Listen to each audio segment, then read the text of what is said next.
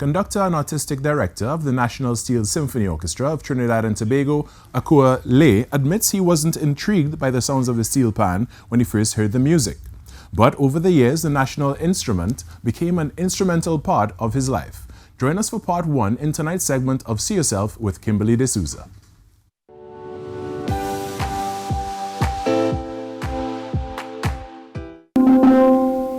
Now, what first sounded as noise to Akua Leith turned into a vision of what he saw for himself, not just as a panist, but as the artistic director and conductor of the National Steel Symphony Orchestra of Trinidad and Tobago.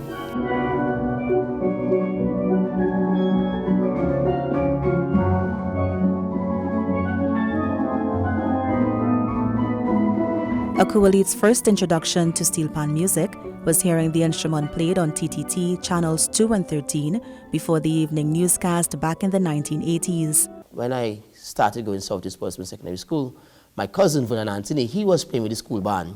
And when they had openings to see who wanted to play for Panorama, I signed up. And as they say, the pan jumpy bite me.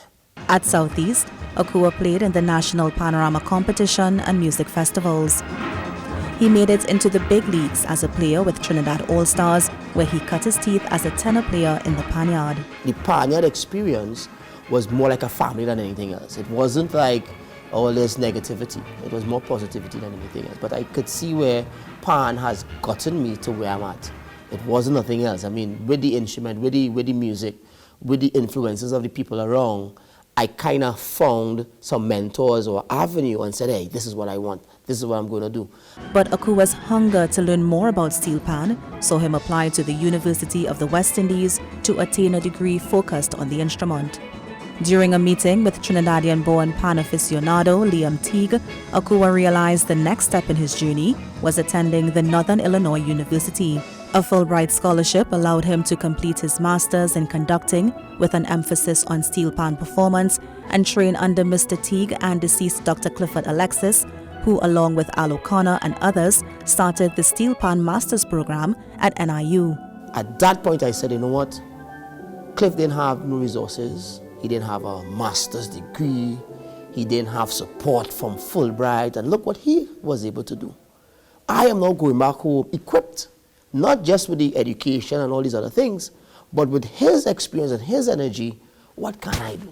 After returning to Trinidad, he became the conductor and artistic director of the National Steel Symphony Orchestra of Trinidad and Tobago. The first event with the NSSO was a state funeral for deceased Mr. Manning.